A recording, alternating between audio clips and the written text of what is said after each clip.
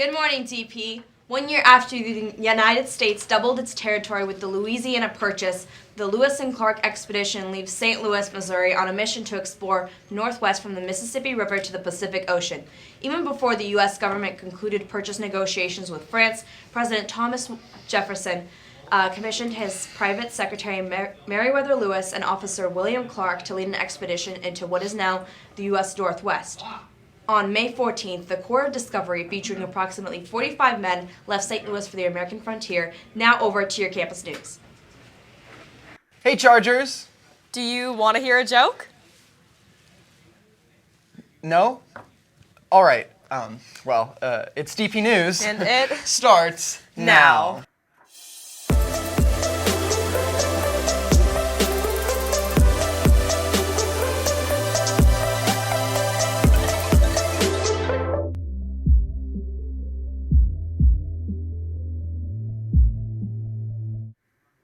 SBCC is coming this Thursday, the 17th, from 9 until 1 in the Career Center. They're here to help with signing up for classes and any other questions people might have. You can sign up in the counseling office or walk in with a signed pass from your teacher. The Cottage Rehabilitation Hospital's Junior Wheelchair Sports Camp needs your help. The dates are July 23rd through July 27th. The camp is Monday through Thursday from 8 a.m. until 5 p.m. and Friday from 9 a.m. until 7 p.m. There is free lunch. Volunteers must be at least 14 years old. The last interview for this opportunity is Thursday, May 31st from 6 to 7:30 p.m. at Cottage Rehabilitation Hospital. Mason Haggerty and Peter Spear are having a unique fundraiser all week. They'll be stationed outside of the Greek every day at lunch collecting donations to help the water crisis in Uganda and get more clean water there. People donating will be able to choose a teacher they'd like to do funny challenges, things like Senor Gomez singing a song right here on DP News, or teachers wearing costumes. If this sounds fun or like an awesome way to help do great things, go stop by the Greek at lunch. For you 10th and 11th graders who are NHS or CSF members, Honor Society officer nominations begin this week. Forms are available outside of Mrs. Stone's office and should be turned back into her by May 25th.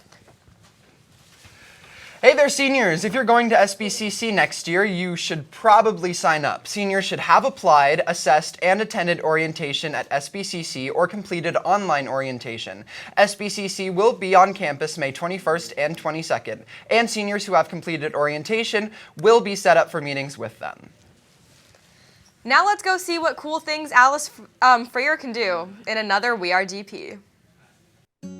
It really makes me feel happy, you know? It makes me feel connected to the earth, and it's a way to have a physical manifestation of something that I want. So I want to be happy, I'm going to do a spell for happiness. Oh man, so everyone thinks you practice Satanism and worship the devil and have sacrifices and all that bad stuff, but that's only like one sect of witchcraft. There's so many different aspects of witchcraft. I just feel like it's not something that suits my personality and what I like to practice in my craft. It's not something that I go after. I really like working with what I call the Holy Trinity. It's rose quartz, amethyst, and clear quartz, and I find that their properties balance really well together and just help me with my craft. I'm Alice Freer, and we're DP. Thanks, Alice. That's really cool. Hey there, Chargers. There's a mic. And it's open. That's right. There's going to be the last open mic night of the year this Friday in the EPAC classroom. Make sure to go and show the school what you've got. Show me what you've got. The last seminar ACT workshop of the year is coming up, and there have been a few changes. The Writing Center will not be able to do a review of the multiple choice sections and will be reducing the workshop to 2 days focused on the ACT task essay.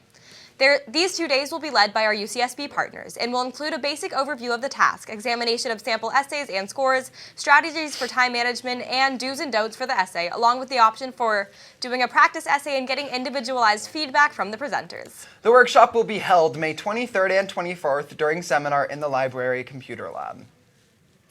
Well, Chargers, we have reached that point in our show when you're all sitting in class wondering, I wonder how much more of DP News is left. Yeah, don't worry, we weren't thinking the same thing too. Anyways, I'm Nolan. And I'm Lindsay, signing out. Now over to sports.